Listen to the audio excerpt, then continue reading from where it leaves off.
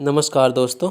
आज हम एक ऐसे व्यक्ति के बारे में बात करेंगे जिसके गालों पर झुर्रियाँ आ गई हैं, बाल भी सफ़ेद हो गए हैं, परंतु अभी तक एक चीज़ है जो अनवरत चल रही है और वह है इस आदमी के हाथ और हाथ में थामा हुआ फावड़ा। और इस अनवरत चली साधना का फल मिलने में 30 साल लगे। बिहार की बुद्ध की शांति का उपदेश देने वाली धरती की यह कहानी है। राजधानी पटना से 200 किलोमीटर दूर एक पहाड़ के नीचे लगातार फावड़े की ठक ठक की आवाज़ गूंजती रही है। इस आवाज़ का यह सिलसिला कोई 1-2 दिन, कुछ महीने या 5-10 साल नहीं चला, बल्कि यह इतना लंबा चला कि उसी पहाड़ के पास रहते और खेलते हुए बच्चे भी कई बच्चों के पिता बन गए। खुद आज के समय के इस भगीरथ के भी गालों पर झुर्रियाँ आ गई, परंतु यह व्यक्ति कभी रुका नहीं। हम बात कर रहे हैं आधुनिक भगीरथ लोंगी भुइया के बारे में। उम्र 70 साल है इनकी। लोंगी भुइया ने 30 साल की कठिन तपस्या के बाद पहाड़ खोदकर नहर ही बना डाली, जिसकी लंबाई लगभग 3 किलोमीटर है।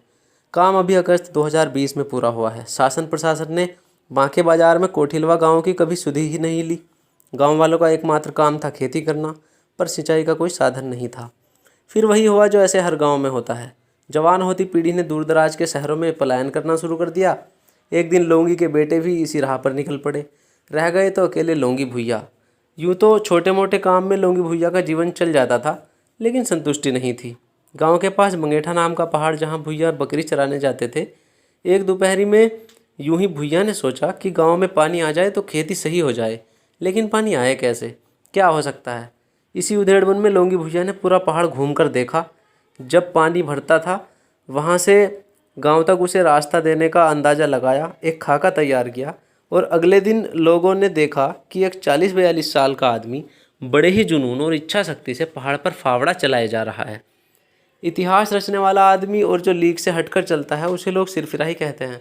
लोंगी भुइया के साथ भी ऐसा ही हुआ, पर लोंगी ने बस अपने मन की सुनी और दूसरी आवाज़ जो थी वो उसके फावड़े की थी। फिर शुरू हुई लोंगी के मन और फावड़े की खटखट की अंतहीन यात्रा, जो कि 30 साल तक चलती रही और लोंगी अकेले ही जुटे रहे। फिर आई अगस्त 2020 की एक सुबह, जब लोगों ने देखा कि गांव का तालाब साफ सुथरे पानी से भरा हुआ है। लोंगी भुइया ने पहाड़ के पानी को गांव के तालाब तक पहुंचा दिया था। अकेले फावड़ा चलाया और बना दी 3 किलोमीटर लंबी, 5 फीट चौड़ी और 3 फीट गहरी नहर। लोंगी कहते हैं कि आज यह देखकर खुश हूँ कि उनका परिश्रम गांव वालों के लिए लाभकारी सिद्ध हो रहा है। आसपास के 3 गांव के किसान इस पानी का लाभ उठा रहे हैं और लोगों ने इस बार धान की फसल भी उगाई है। वे कहते हैं कि मैंने ठान लिया था तो इसे पूरा करना ही था। फुर्सत मिलते ही पहुंच जाता था। पत्नी कहती थी कि रहने दीजिए, नहीं हो पाएगा, पर मुझे कहीं ना कहीं लगता था कि हो जाएगा।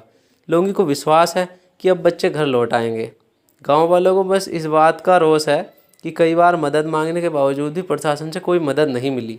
लोंगी का कहना है कि उसका घर भी जर्जर हो चुका है और उसे एक ट्रैक्टर की आवश्यकता है जिससे वो खेती कर सके, और उनकी यह मुराद भी अब पूरी हो गई है। अभी पिछले दिनों 20 सितंबर को आनंद महिंद्रा ने लोंगी भुइया को एक ट्रैक्टर भेंट किया है। तो दोस्तों, लोंगी भुइया के अदम्य साहस की कहानी आपको कैसी लगी, हमें कमेंट सेक्शन में ज़रूर बताएं। नमस्कार, धन्यवाद।